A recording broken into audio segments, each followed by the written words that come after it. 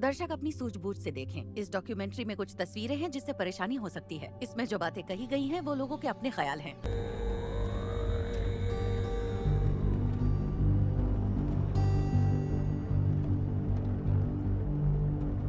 मुझे पता नहीं था कि हमें क्या और कैसे मिलेगा।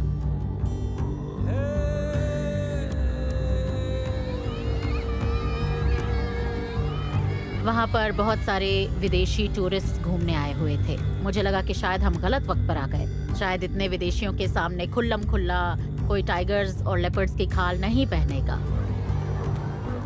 वो नजारा हमारी सोच से भी बहुत बहुत भयानक था, बुरे सपने जैसा।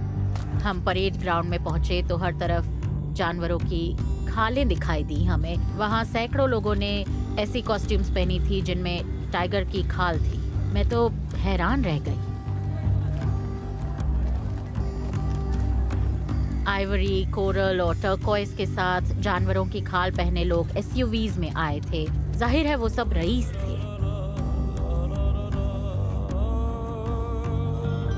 पास के शहर में ही कई लोग खालों के रेडीमेड कट पीसेस बेच रहे थे। उनके पास टाइगर्स और लेपर्ड्स की खालें थी।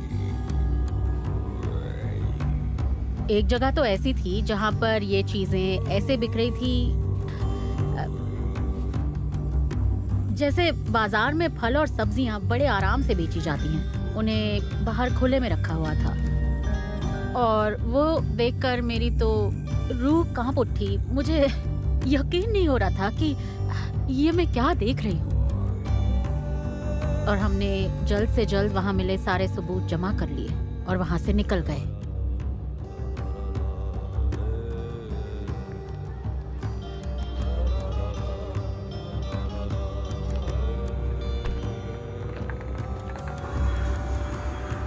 हम लोग टाइगर्स और दूसरी एशियन बिग कैट्स की खाल के गैर कानूनी कारोबार के बारे में पिछले 5 सालों से छानबीन करने में लगे हैं। इस साल हमने तय किया है कि हमें जो पता चला है हम सारी डिटेल्स इंटरपोल को देंगे। लेकिन चाइनीज गवर्नमेंट की तरफ से आए लोग खुश नहीं थे। उन्होंने कहा ये सब गलत है, ये तिब्बत की तस्वीर नहीं है, वहाँ लोग गॉगल्स नहीं पहनते। जबकि तिब्बत में सब लोग गॉगल्स पहनते हैं क्योंकि वहाँ बहुत धूप होती है। ये जवाब सुनकर हमें बहुत हंसी आई और जाहिर है ये बहुत ही घटिया और गिरी हुई हरकत थी। दरअसल जब कोई काला धंधा इतने बड़े पैमाने पर होता है तो जाहिर है ऐसा सरकार के करप्ट लोगों की मदद से ही होता है। टाइगर्स चाइना के इतिहास का अहम हिस्सा थे, पर इतिहास के पन्ने काले भी थे। वो पहले टाइगर्स की पूजा करते थे। लेकिन 1950s में चेयरमैन माओ ने ऐलान किया कि टाइगर्स खेतों को नुकसान पहुंचाते थे और उन्हें मारने पर इनाम मिलेगा। उन्होंने कहा कि टाइगर्स को खत्म कर दो क्योंकि हमें जमीन इस्तेमाल करनी है। कहते हैं कि उस वक्त साउथ चाइना में 3000 से ज्यादा टाइगर्स थे और अगले 10 साल में उनमें से ज्यादातर मर गए। जब चाइना की इकोनॉमी बेहतर बनी तो जानवरों की ऊंचे दर्जे की चीजें जैसे टाइगर की हड्डी और राइनो के सींग जो पहले सिर्फ सबसे अमीर लोग रखते थे, चाइना के आम नागरिक भी उनकी मांग करने लगे क्योंकि अब उनके पास ज्यादा पैसा था। लोग टाइगर्स की हड्डियां, उसके टेस्टिकल्स, खून, हर तरह की चीजें खरीदने जाने लगे। उनका हर एक हिस्सा बिकाऊ था। लेकिन 1990s के दौरान इस कारोबार में एक बड़ी दिक्कत ये आई कि चाइना के अंदर पाए जाने वाले टाइगर्स पूरी तरह खत्म हो गए थे। तो वहाँ के कारोबारी आसपास के देशों के टाइगर्स तक पहुँचना चाहते थे। जिन देशों में टाइगर्स पाए जाते थे उनमें पहले से ज्यादा पोचिंग होने लगी थी। थाईलैंड और म्यांमार में हालात खराब होने लगे। कंबोडिया, लाओस और वियतनाम में जंगली टाइगर्स खत्म हो गए थे और इसलिए उन्होंने इंडिया की तरफ रुख किया। उन चीजों का बड़ा कारोबार बनने से हुआ ये कि बहुत सारे लोग, बहुत सारे धोखेबाज जो लोगों को चूना लगाना जानते थे, उन्हें एहसास हुआ कि वो लोगों की आंखों में धूल झोंककर बड़ी आसानी से बहुत अच्छी कमाई कर सकते हैं। तो वो कहने लगे बस एक बार टाइगर पीने सूप पियो और तुम्हारी सभी गर्लफ्रेंड्स तुमसे खुश रहेंगी। और $100 का सूप बेचने लगे। मैं समझ सकता हूं कि लोगों के मन में तरह तरह के डर होते हैं, खासकर मर्दों के मन में होते ही हैं। लेकिन उनकी बेवकूफी की वजह से टाइगर्स की जान अब खतरे में थी। इससे टाइगर्स का दाम लग गया, वो बेचारे बिकाऊ बन गए। चाइना से बाहर भी टाइगर्स की काफी मांग थी, लेकिन चाइना के अंदर की मांग उनके लिए बड़ी मुसीबत थी। लोगों में टाइगर्स को लेकर जो दिलचस्पी है, उससे चाइना ने कमाई करनी शुरू कर दी। उन्होंने एंटरटेनमेंट पार्क्स बनाए जहां जाकर लोग टाइगर्स को खुद सहला सकते थे। चाइना के जूज में हजारों टाइगर्स को रखा जाता है, हर जू में। वहां घूमने जाने वाले लोग टाइगर्स के साथ फोटोज खिंचवा सकते हैं। टाइगर्स से जलती हुई रिंग्स में से छलांग लगवाई जाती है। लोग टूरिस्ट बसेस के ऊपर से उन्हें खाने के लिए जिंदा मुर्गे फेंक कर देते हैं। जब मैंने पहली बार उस बारे में पढ़ा तो मुझे यकीन नहीं हुआ। मैं दंग रह गई। वहां ढेर सारे टाइगर्स थे।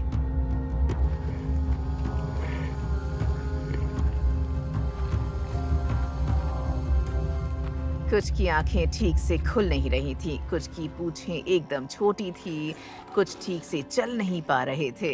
मतलब उनका हाल ऐसा था कि मेरे पास शब्द नहीं है।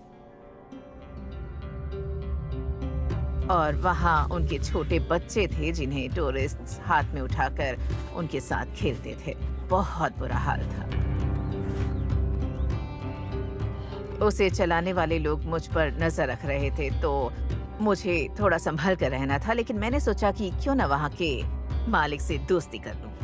मुझे खुशी है कि मैं औरत हूं, इस वजह से मैं बस लोगों के साथ मुस्कुराकर थोड़े प्यार से बात कर लूं तो वो मुझे सब कुछ बताने के लिए राजी हो जाते हैं। ये सच में अनोखी बात है। खैर छोड़िए। तो उसे पता था कि मैं कुछ छानबीन कर रही हूँ, फिर भी उसने कहा चलो तुम्हें पूरी जगह दिखाता हूँ। और फिर हम एक बिल्डिंग के सामने से गुजर रहे थे जिसकी सामने की दीवार सफेद थी। तो मैंने पूछा अरे यहाँ पर क्या है? और उसने बताया ये हमारा कोल्ड स्टोरेज है। तो मैंने पूछा ओह क्या मैं देख सकती हूँ? तो उसने कहा हाँ क्यों नहीं। जैसे ही उसने दरवाजा खोला, अंदर से ढेर सारी भाप बाहर निकली और फिर उसी वक्त उसके फोन की घंटी बजी। तो वो दरवाजे से अलग हट गया और अपने फोन पर बात करने लगा। और जब वहां की भाप छटी तो मैंने देखा कि वहां टाइगर्स की लाशों के ढेर थे।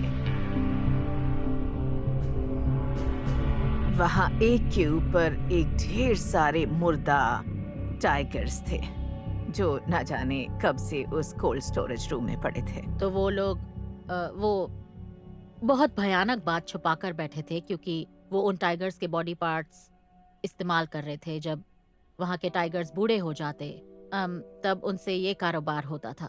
और वो लोग सिर्फ खाल, हड्डियां, दांत, पंजे और मीट का ही नहीं, बल्कि उनके मरे हुए कब्ज का भी कारोबार करते थे। और साउथ ईस्ट एशिया के कुछ हिस्सों में टाइगर के कब्ज को बहुत बड़े वाइन के जार्स में रखा जाता है।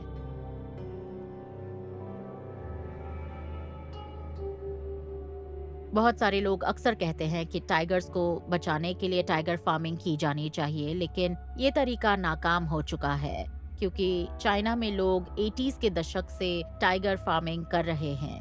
फिर भी वहाँ 50 जंगली टाइगर्स ही बचे हैं। और ऐसा होने की बहुत सारी वजह हैं और उनमें से एक है ग्राहकों की पसंद। जंगली टाइगर सबसे बेस्ट होता है, उससे अच्छी वाइन बनती है। 2 अलग-अलग रेट्स होते हैं।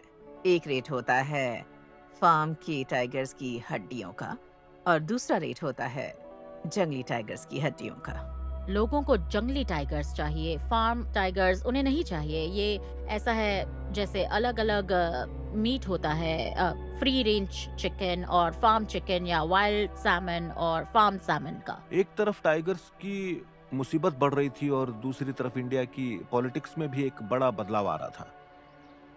इंदिरा गांधी अब प्राइम मिनिस्टर नहीं थी और जो नई सरकार आई उसकी सोच उनसे अलग थी। प्रोजेक्ट टाइगर की उतनी अहमियत नहीं रह गई थी। सबको पता था कि टाइगर्स की तादाद कम हो रही थी, लेकिन कोई भी पोचिंग के बारे में बात नहीं करना चाहता था। मैं सबको जाकर बता रही थी और सब कहते थे श्श्श, नहीं, सरकार और प्रोजेक्ट टाइगर के लोग कह रहे थे कि पोचिंग नहीं हो रही है। कोई टाइगर्स की हिफाजत नहीं कर रहा था, इसलिए इंटरनेशनल पोचिंग गैंग्स की हिम्मत और बढ़ गई और वो अपने लोगों को यहाँ भेजने लगे और डिमांड्स करने लगे। जैसे लोग किसी रेस्टोरेंट में जाकर कहते हैं मुझे ये चाहिए, वैसे ही लोग मेन्यू की तरह ऑर्डर कर रहे थे और लोग उनकी डिमांड पूरी कर रहे थे। ये गर्म चाकू से बटर काटने जितना आसान था।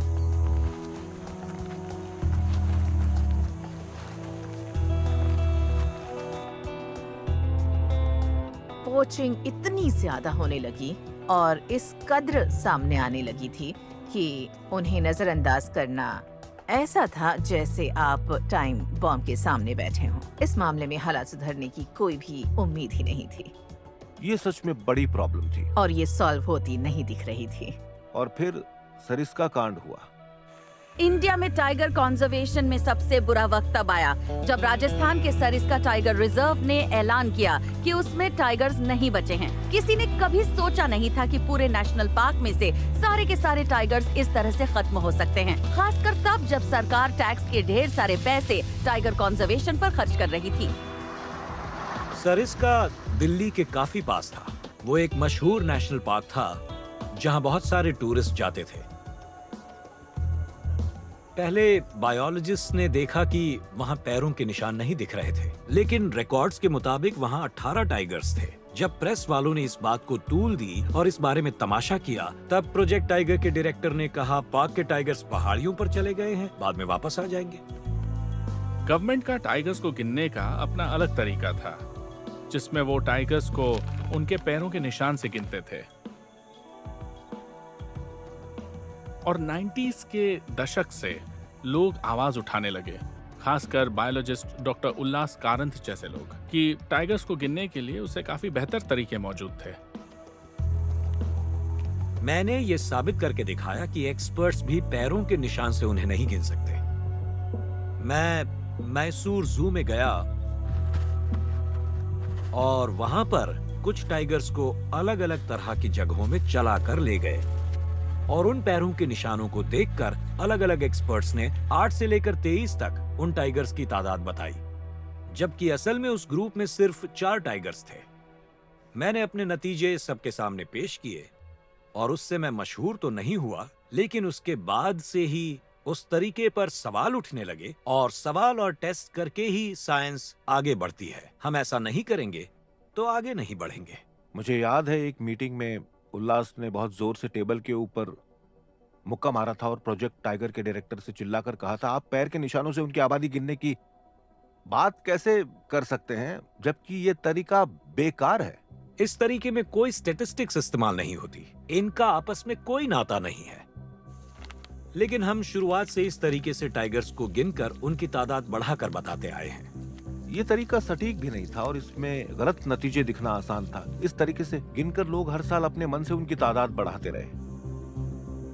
पर कैसे? क्योंकि टाइगर्स को उनके पैरों के निशानों से पहचानने का तरीका एकदम बकवास है। पैरों के निशान देखकर 2 टाइगर्स के बीच में कोई भी फर्क नहीं कर सकता, लेकिन उनका ये तरीका था कि अगर जमीन पर पैरों के ढेर सारे निशान होते थे तो वो कहते बहुत सारे टाइगर्स थे। लेकिन जब सबूत सामने आने लगे और आखिरी टाइगर्स को मारने वाले पोचर्स को पकड़कर पूछताछ की गई, तो सच सामने आ गया। अब उनका झूठ नहीं टिकता, वो कुछ छिपा नहीं सकते थे, क्योंकि ये बात सारी दुनिया के सामने आ गई थी कि एक मशहूर टाइगर रिजर्व जो दिल्ली के पास था, उसके सारे टाइगर्स खत्म हो गए थे। और फिर बस कुछ सालों के बाद ही एक बार फिर वही हुआ, और इस बार ये पन्ना टाइगर रिजर्व में हुआ। पन्ना रिजर्व में जो घटना हुई वैसे तो वो हंसने वाली बात थी, पर साथ ही उससे एक दुखद और सबको झकझोरने वाली बात सामने आई। दरअसल वहाँ एक बहुत बड़ा वीआईपी आने वाला था और फॉरेस्ट ऑफिसर्स को उसे दिखाना था कि वहाँ टाइगर्स थे। मेरे ख्याल से उन ऑफिसर्स ने खुद पैरों के निशान बना दिया और हमारे कुछ फील्ड बायोलॉजिस्ट उन्हें देखकर बोले, वाह, कभी हमने टाइगर को ऐसे कैंगरू की तरह कूदते नहीं देखा, इनके दूसरे पैरों के निशान कहाँ हैं? और जल्द ही ये बात साफ हो गई कि पन्ना में टाइगर्स पूरी तरह खत्म हो चुके थे। पन्ना में ऐसा नहीं होना चाहिए था, कभी नहीं। सरिस्का से हमें जो भी पता चला और समझ में आया, उसके बाद पन्ना ने सबको जगा दिया। जब उस प्रोजेक्ट टाइगर की शुरुआत हुई तब उसमें कुछ दिक्कतें थी और प्रोजेक्ट पर काम करते हुए हम लोग कुदरत और पर्यावरण को और ज्यादा अच्छे से समझने लगे थे और हमारे सरकारी डिपार्टमेंट उस वक्त तक भी अंग्रेजों के बनाए तरीकों से ही चल रही थी। हम लोग ये सीख रहे थे कि हमें अपने देश को चलाने का काम किस तरह करना चाहिए और किन चीजों को कितनी अहमियत देनी चाहिए। तो उन घटनाओं के बाद हमारी सोच बदली। हमने देश के संसाधनों की फिक्र करनी शुरू की ताकि जीव जंतुओं का भविष्य सुरक्षित रह सके।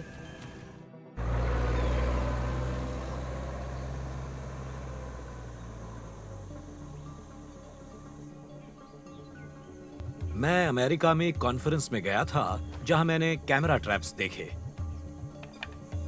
वो बहुत सस्ते कैमरे होते थे। टाइगर्स अलग दिखते हैं। किसी टाइगर के शरीर के दोनों तरफ के बगल के हिस्से ही दिख जाएं तो 10 साल का बच्चा भी उसे पहचान सकता था। तो ये काफी कारगर था।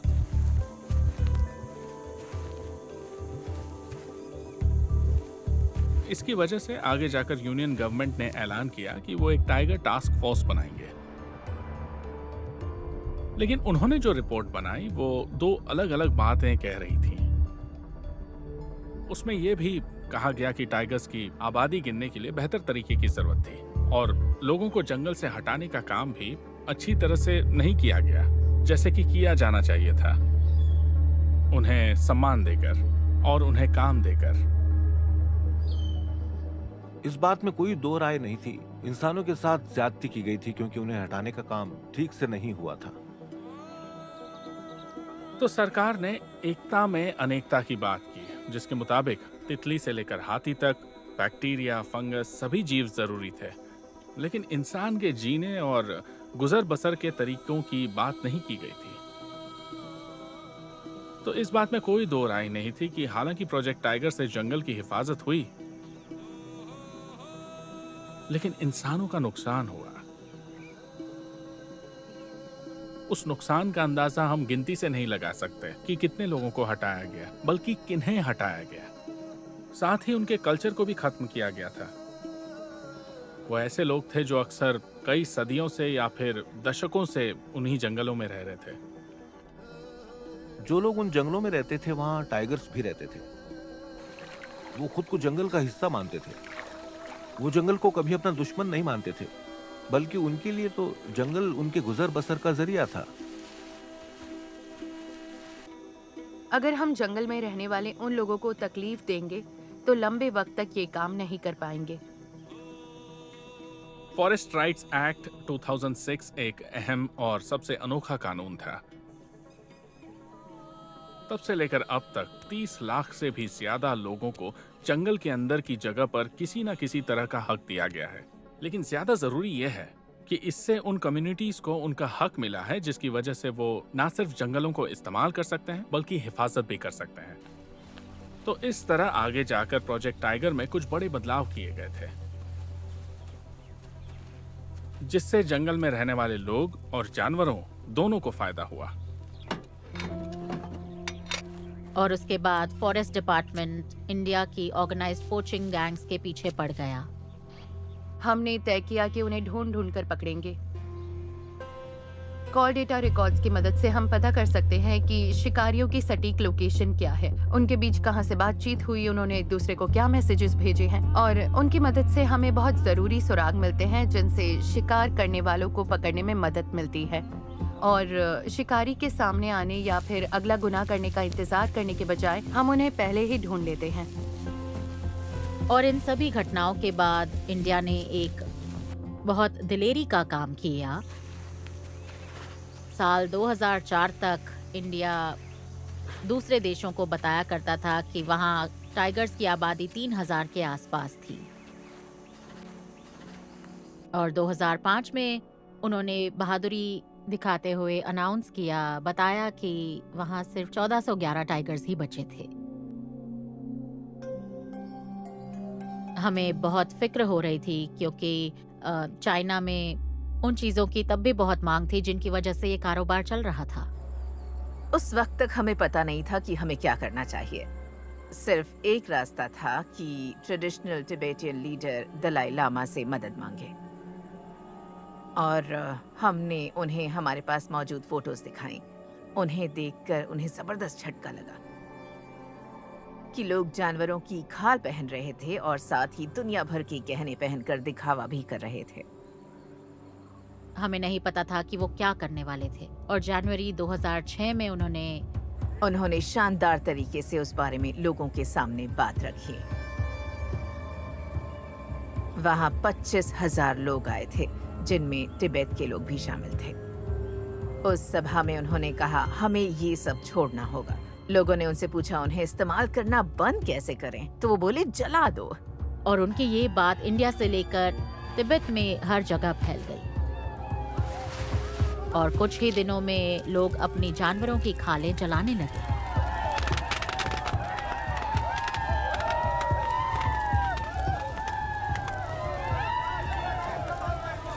किसी ने कभी सोचा नहीं था कि ऐसा कुछ हो सकता था, पर उनकी बात का लोगों पर गहरा असर पड़ा। अब सही वक्त आ गया था जब हमारे देश के लोगों को ये समझ में आ गया था कि हमारे जंगली जीव भी बहुत अहम है और उनकी हिफाजत भी जरूरी है।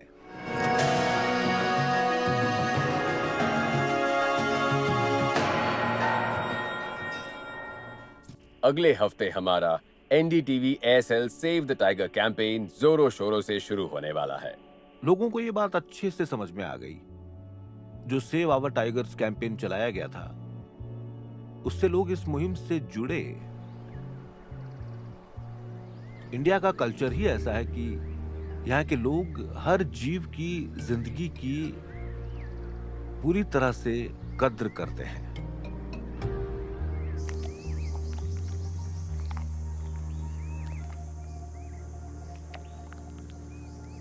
इंडिया में लोग कुदरत और जंगली जीवों के साथ बैलेंस बनाकर रहने में यकीन करते हैं, मानो एक रिश्ता बनाकर। यह हमारे यहाँ के लोगों की अनोखी सोच है, और इस सोच की वजह से हमारे लिए मॉडर्न कंजर्वेशन को अपनाना आसान बना। टाइगर्स को बचाने का असली काम कभी भी हम शहर में रहने वाले लोग नहीं कर सकते।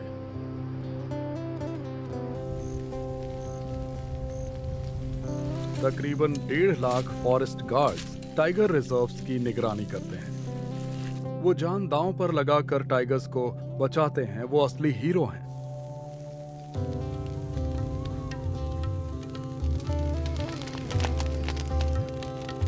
बहुत सारे लोगों को इस बात का एहसास नहीं कि एक फॉरेस्ट ऑफिसर का काम दुनिया के सबसे खतरनाक कामों में से एक होता है। रोज वो लोग अपने काम के लिए ऑफिस की जगह जंगल में जाते हैं, और वहां जाना बहुत खतरनाक होता है,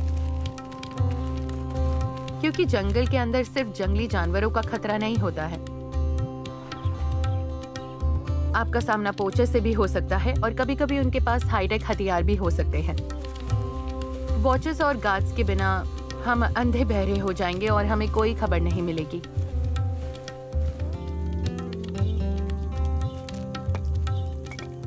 अंदर जो कोर कैंप है, यहाँ पे जो हमारे फॉरेस्ट गार्ड और फॉरेस्ट वॉचर्स रहते हैं, उनको पूरे कोर एरिया में ही रहना पड़ता है। मॉर्निंग इवनिंग पेट्रोलिंग करते हैं ये लोग।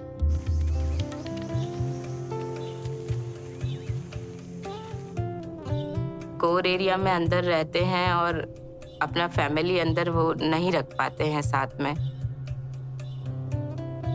कई बार सिचुएशन अंदर इतनी खराब हो जाती है कि कवरेज नहीं है अंदर। किसी के घर में कुछ इंसिडेंट्स हो गया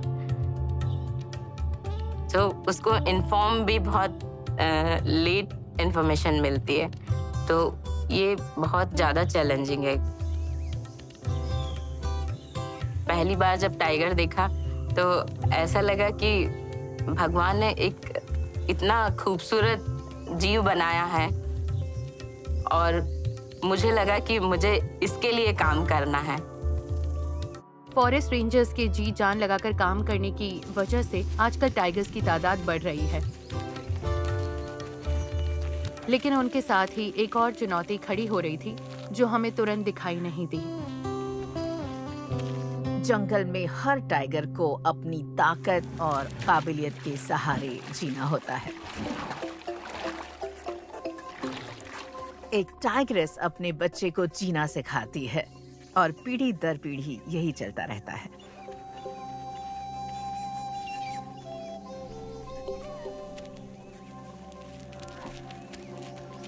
टाइगर के बच्चे पैदा होने पर लाचार होते हैं।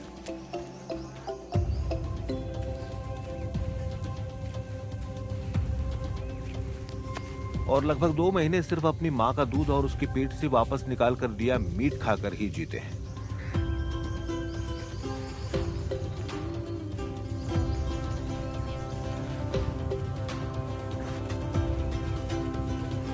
दो 3 महीने बाद भी माँ जिन जानवरों का शिकार करती है उन्हें बच्चों के लिए ले जाती है।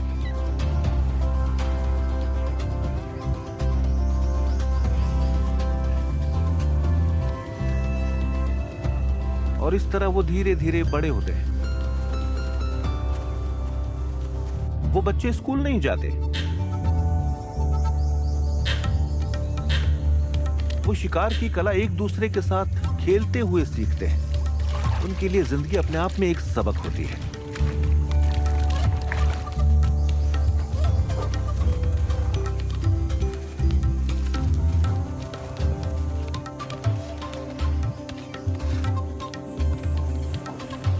वो उस वक्त बेहद आराम और चैन से रहते हैं क्योंकि उन्हें पता होता है कि उनकी माँ उनका ख्याल रखेगी। और वो बच्चे 6 महीने की उम्र से तकरीबन 2 साल तक के होते हैं। यही उनकी जिंदगी का वो वक्त होता है जब वो शिकार का पीछा करके उसे पकड़ना सीखते हैं।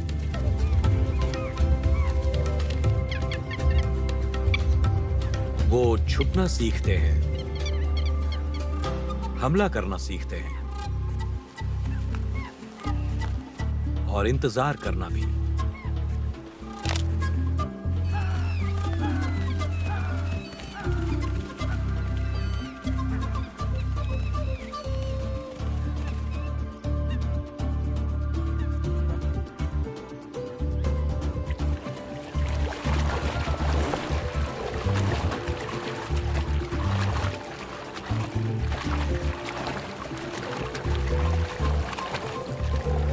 उसके बाद आती है असली चुनौती। उनके 2 साल के होते ही उनका ख्याल रखने वाली माँ उन्हें अपने इलाके से भगा देती है क्योंकि वो फिर से बच्चे पैदा करने के लिए तैयार हो जाती है। उसके बाद हर नए टाइगर को अपना खुद का इलाका ढूंढना पड़ता है। इंडिया में आज कुछ ऐसे टाइगर रिजर्व्स हैं जिनमें टाइगर्स अपनी अधिकतम आबादी तक पहुंच गए हैं। तो कभी-कभी वहां से टाइगर्स बाहर आ जाते हैं।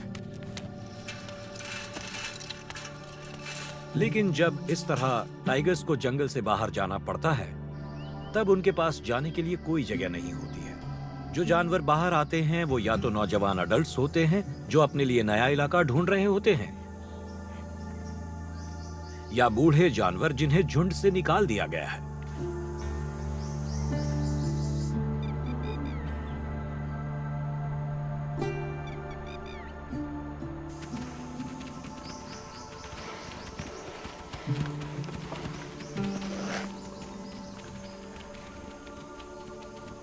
उनमें से कुछ टाइगर्स खेत वगैरह के पास पहुंच जाते हैं जहां बहुत सारे इंसान आते जाते हैं।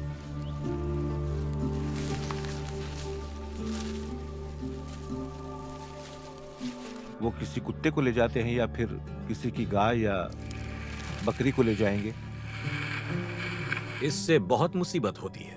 टाइगर्स दूर से तो अच्छे दिखते हैं, लेकिन अगर वो पास रहने लगे, आपके जानवरों को मारे, आपके फैमिली मेंबर्स के लिए खतरा बन जाए, तो उनकी वजह से जीना मुश्किल हो जाता है।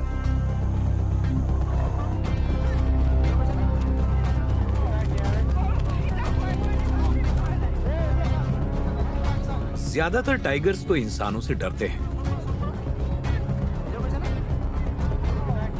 लेकिन जब उनके मन में से इंसानों के लिए खौफ खत्म हो जाता है और वो इंसानों का शिकार करने लगते हैं, तब जाहिर है कि इस तरह का टाइगर सबसे खतरनाक बन जाता है। और इंसानों का शिकार करना तो बहुत आसान है।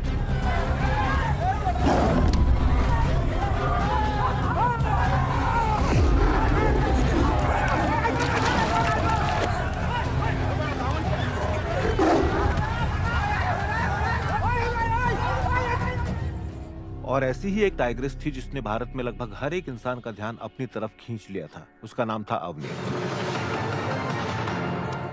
हम लेकर आए हैं इस वक्त की सबसे बड़ी खबर। टाइग्रेस अवनी महाराष्ट्र में आदमखोर बन गई है। पता चला है कि वो एक बड़ी अडल्ट है। आदमखोर क्वीन। वहाँ के गांवों में उसका खौफ फैला है। मतलब उस टाइग्रेस ने अपना पेट भरने के लिए इंसानों को मारना शुरू कर दिया था।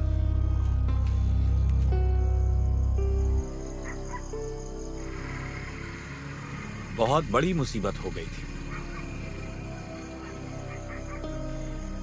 जो लेडी ऑफिसर पार्क को संभाल रही थी, उस पर गांव वाले बहुत प्रेशर डाल रहे थे कि वो उन्हें टाइग्रेस से छुटकारा दिलाए। लेकिन कमाल की बात यह है कि बहुत सारे शहर में रहने वाले लोग ये मानते थे कि इस मामले में उस टाइग्रेस की कोई गलती नहीं थी। सोशल मीडिया पर बहुत सारे लोग न सिर्फ टाइगर्स के एक्सपर्ट बन गए बल्कि लड़ने को तैयार थे। एनिमल राइट्स वाले कहने लगे बेचारी अवनी की इसमें क्या गलती है भला, जबकि वो इंसान जंगल के अंदर जा रहे थे। एक तरफ बहस छिड़ी हुई थी, दूसरी तरफ और लोग मर रहे थे। तो बाद में माँ थी खेत में, उनको दिखा ये क्या है, वो ले जा रहा था खेत से बाहर। ऐसे हालात पैदा होने पर उस इलाके में रहने वाले लोग उन आदमखोर टाइगर से डरने लगते हैं। उन्हें अपने बच्चों को स्कूल भेजना होता है, उन्हें खेतों में काम करना पड़ता है, इस डर के साथ कि हमला हो सकता है। अवनी के 2 छोटे बच्चे भी थे और इस वजह से मुसीबत और ज्यादा बढ़ सकती थी, क्योंकि फिर उसके बच्चे भी बड़े होकर आदमखोर बनेंगे, क्योंकि माँ की देखा देखी वो भी इंसानों को शिकार समझने लगेंगे। ब्रेकिंग न्यूज, मादा बाघ को बचाने की सेव टाइग्रेस अवनी मुहिम को अब देश भर में बहुत सारे एक्टिविस्ट और एक्टर्स का समर्थन मिल रहा है।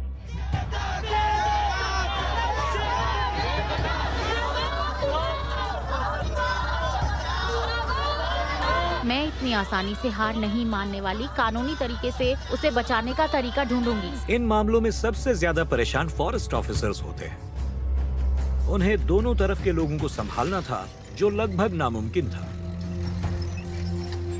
आखिर में जब उस टाइग्रेस को एक प्राइवेट हंटर ने शोहरत के लिए मार गिराया, तो सभी लोग अलग अलग तरह से रिएक्ट करने लगे। यवतमाल डिस्ट्रिक्ट के गांव के लोगों ने अवनी से छुटकारा मिलने पर जश्न मनाया।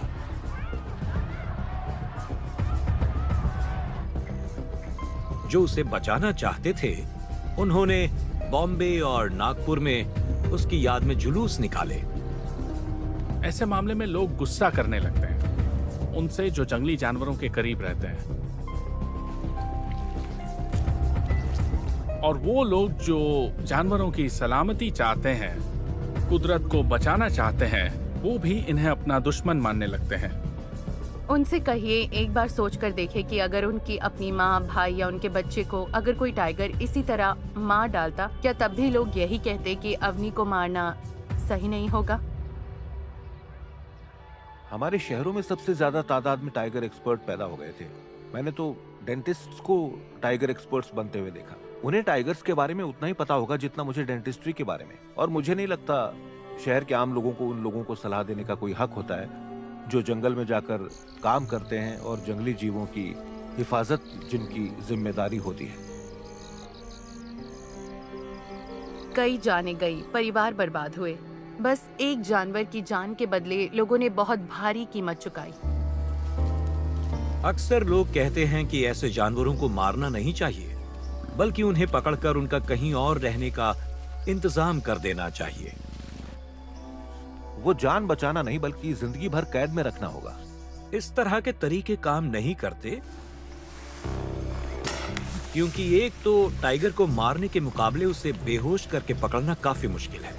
ऊपर से इस तरह के जानवर को पकड़कर कहीं और छोड़कर हम बस अपनी प्रॉब्लम से छुटकारा पा रहे हैं। लेकिन जो टाइगर गलत रास्ते पर चल चुका है उसे आजाद छोड़कर सबके लिए खतरा नहीं बनने दे सकते, क्योंकि फिर उसकी उन हरकतों के जवाब में लोग 20-30 टाइगर्स को जान से मार सकते हैं। यही जिंदगी की सच्चाई है। और अगर आप ये पूछे कि क्या एक जानवर की मौत से मुझे दुख होगा, तो मैं कहूंगी हाँ, मुझे बहुत बुरा लगेगा। लेकिन फॉरेस्ट ऑफिसर या एडमिनिस्ट्रेटर होने के नाते ऐसा फैसला लेना पड़ा तो मैं जरूर लूंगी।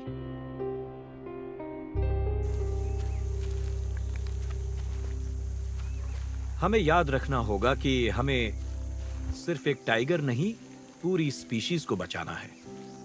हमें उनकी तादाद को बढ़ाना होगा, लेकिन हम हर टाइगर को नहीं बचा सकते। इसलिए ऐसे इक्के दुक्के टाइगर्स को रहम दिखाकर ज्यादा वक्त तक जिंदा रखना कंजर्वेशन नहीं होता, बल्कि गलत फैसला है। हमें हमेशा ख्याल रखना चाहिए कि जंगल के पास रहने वालों को ऐसी परेशानी ना हो।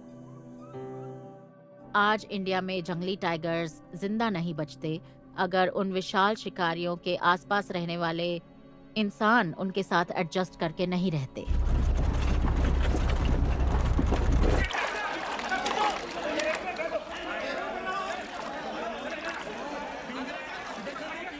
और कमाल की बात यह है कि जिन लोगों को टाइगर्स के पास रहने से तकलीफ होती है, अगर कोई टाइगर मुसीबत में फंसा हो तो सबसे पहले वही उसे बचाने आएंगे।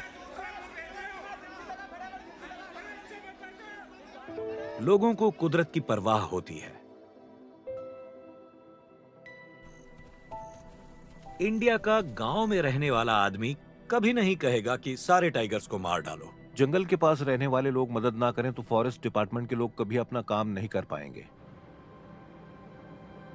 जरूरी यह है कि टाइगर्स इंसानों के संपर्क में आए बिना अपने एक इलाके से दूसरे इलाके में जा पाएं, तभी इस तरह की परेशानियों से बचा जा सकता है। टाइगर्स ऐसे अलग थलग इलाकों में नहीं रह सकते जो कि एक दूसरे से जुड़े हुए ना हो। तो अलग अलग जंगलों को जोड़ने की जरूरत है। हम जमीन पर बहुत सारे हाईवेज बनाने और उन्हें चौड़ा करने का काम नहीं कर सकते। टनल्स बनानी होंगी, टेक्नोलॉजी की मदद से ऊपर से जाने वाले पुल बनाने होंगे। ऐसे रास्ते ही हमारे टाइगर्स को बचा सकते हैं। मॉडर्न कैमरा ट्रैपिंग की मदद से साबित हो चुका है कि जिस टाइगर्स के छोटे बच्चे हो वो भी उठे हुए हाईवेज के नीचे से सुरक्षित निकल जाती है। इंडिया और आगे जा सकता है, सिर्फ टाइगर रिजर्व्स को जोड़कर नहीं बल्कि और नए प्रोटेक्टेड एरियाज बनाकर। यहाँ प्रोटेक्टेड एरियाज देश की जमीन का 4% है। मुझे यकीन है हम उसे 10% के आसपास तक ले जा सकते हैं, क्योंकि यहाँ उतने जंगल तो मौजूद हैं।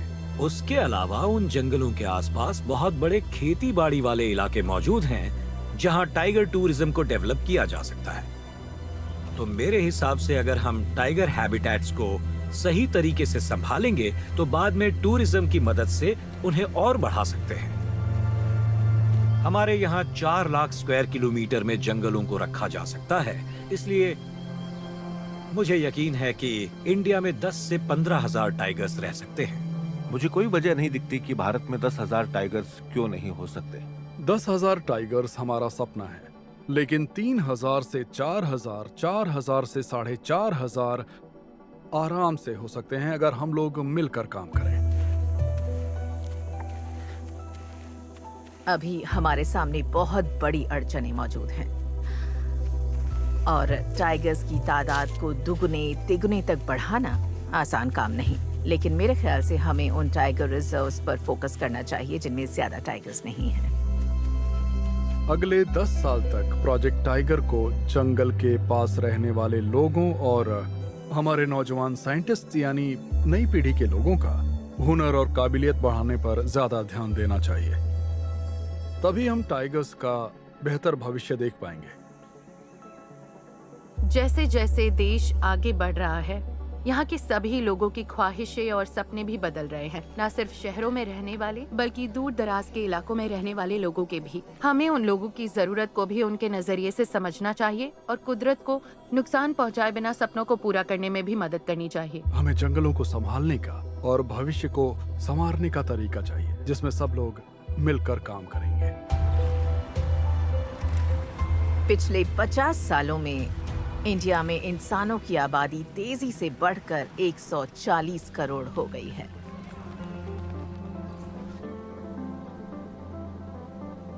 और साथ ही साथ उतने ही वक्त में इंडिया में जंगली टाइगर्स की आबादी बढ़कर दुगुनी से ज्यादा हो गई है।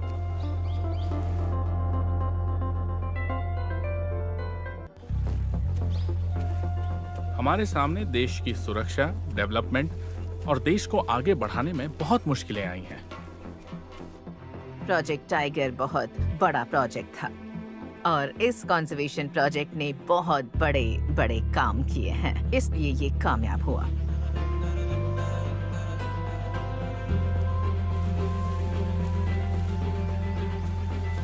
सारी दुनिया के लोग और साइंटिस्ट कहते थे कि इंडिया ये काम कभी नहीं कर पाएगा, लेकिन हमने कर दिया है ना। मेरे ख्याल से सारी दुनिया हमें इज्जत भरी नजरों से देख रही है, क्योंकि आज के दौर में इतनी ज्यादा आबादी होने के बावजूद भी हमारे यहाँ 70% से ज्यादा टाइगर्स जंगलों में रहते हैं, जो कमाल की बात है। अगर सभी देशों को मद्देनजर रखते हुए मुझे प्रोजेक्ट टाइगर को रेटिंग देने को कहा जाए तो बाकी देशों ने जैसा काम किया है उसके मुकाबले मैं इसे 10 में से 8 दूंगा। मैं दूंगी 7.5, नहीं 10 में से 8 दूंगी। मैं इसे 10 में से 8 की रेटिंग दूंगा। 10 में से 10। क्या शुरुआत में हमसे गलतियां हुई थी? हाँ हुई थी। क्या हमने उन गलतियों को सुधारा? हाँ बिल्कुल, और इसे कामयाबी तक पहुंचाया। मेरे हिसाब से प्रोजेक्ट टाइगर उम्मीद की कहानी है।